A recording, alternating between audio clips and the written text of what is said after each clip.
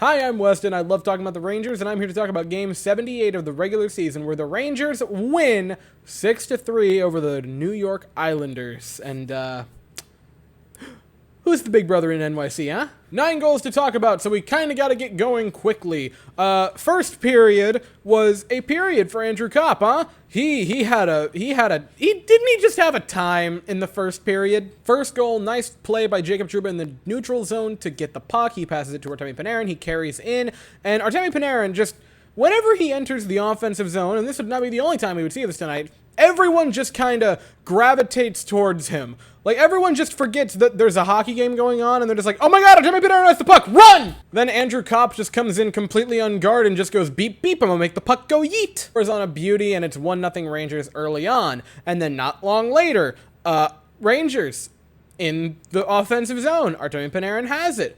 A big cross-ice setup pass to Andrew Kopp, who scores on a really nice play. Where have I seen this before? I'm gonna make a very specific analogy for this. The first and second goal in the first period for the Rangers was kind of like when a rapper remixes a song but doesn't change his verse, and the only difference is the featured verse, and it's like, it's a remix. It's like, yeah, but not really. Like, the only difference was instead of Trouba getting the assist, it was Fox getting the secondary assist. Ooh. And on the third Kopp goal, which would give him the hat trick, Artemi Panarin gets the secondary assist. Underrated secondary assist here, because again, Artemi Panarin, people just gravitate towards him. I mean, if you looked like that, it would probably happen to you too. They just gravitate towards this guy.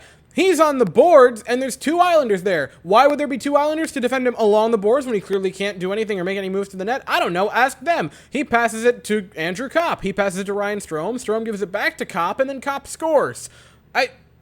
Hat trick in the first period, why not? Like, he entered this game for Artemi Panarin with 92 points on the year, and you're like, wow, he might be able to hit 100 points before the season's over. Guys, I thought he would do it before the second zamming. You come into the second period, the Rangers have a 3-0 lead, so easily we're going to roll, and the Islanders score first in the second period. This was the only period where for any length of time, the Islanders looked like the better team, and it was only for a few minutes. Brock Nelson would score. I love him, and I defend him to the bitter end. Keandre Miller kind of got caught puck watching here. Just did not defend Brock Nelson coming in at all. If he would have just turned towards him, he probably blocks the shot. Instead, he scores. It's 3-1. Again, I would probably be more critical if this wasn't just kind of a meaningless game at the end of the season where you're really just trying to play not to get injured realistically if you're the Rangers.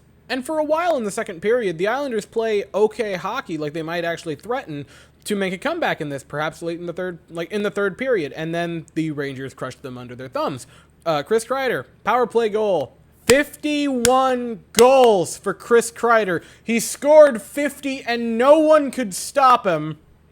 And now he has 51. Mika Zibanejad, by the way, another assist on this goal. Mika, career high in points. Same with Artemi Panarin, actually. A few minutes after the Kreider goal, Rangers have the puck. Panarin carries into the offensive zone, gives it to Ryan Strome, and the Islanders defense. If I'm Semyon Varlamov, I might Alexander Georgiev to D'Angelo, those defensemen right there. That is, I very rarely get critical of other teams. That's unacceptable for those 2 defensemen.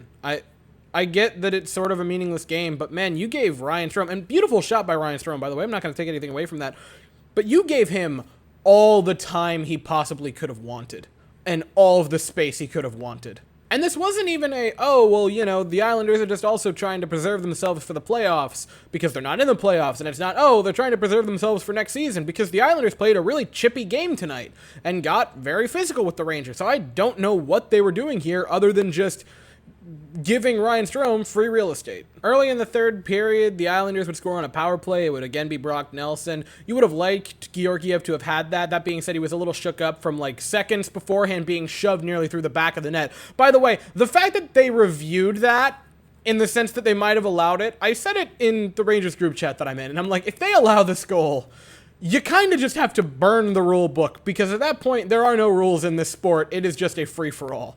Like, I don't know how you could have possibly counted that goal beforehand. Thankfully, they didn't, and instead the Islanders just got to score on this bit, which, again, Georgiev could have had it.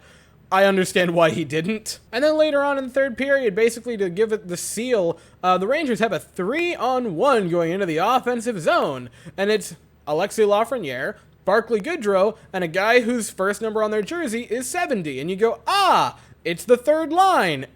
almost a nice play from Gaudreau, just handing it to Alexis Lafreniere. He cruises in a beautiful cross-ice pass to Ryan Reeves to score the goal, his 4th of the year, and yes, nothing like an elite playmaker giving it to an elite goal scorer to score a goal. Mwah, chef's kiss. And like 30 seconds after that goal, Islanders come into the zone on a rush, and Josh Bailey shakes off Frank Vetrano to make a move towards the net, and he scores on a nice goal. Again, it's just, I don't know.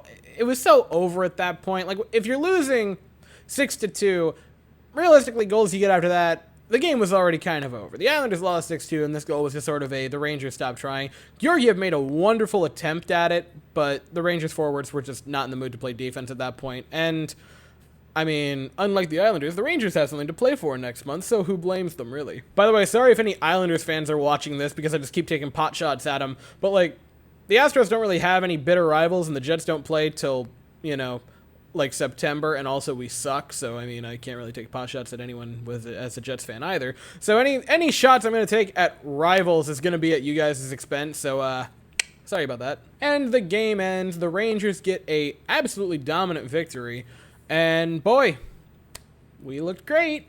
Goaltending was great the past 3 nights before this, and I don't even think it was too terrible tonight. If I'm being honest, I thought Georgiev played okay. There were a few pretty nice saves that he made. But the offense, man, first line looked good. The second line was insane, especially in that first period. The Panarin-Kopp duo looks fantastic. Third line, they got a goal. They looked pretty okay. They had some chances. I mean, man, the Rangers are fine-tuning it. And you can tell that the playoffs are just right around the corner. And they're picking a pretty good time to start looking incredibly dominant. But that's really all I have to say for the evening. Rangers play again Saturday, 3 p.m. versus the Boston Bruins in TD Garden, which could be a preview of the first-round matchup for the Rangers. Who's to say? So, we watch that pretty eagerly, all things considered. I'll be here afterwards to talk about it, and that is all I have to say for the evening. So, thank you all so very much for watching. I hope you all have an absolutely fantastic day, and as always, go Rangers.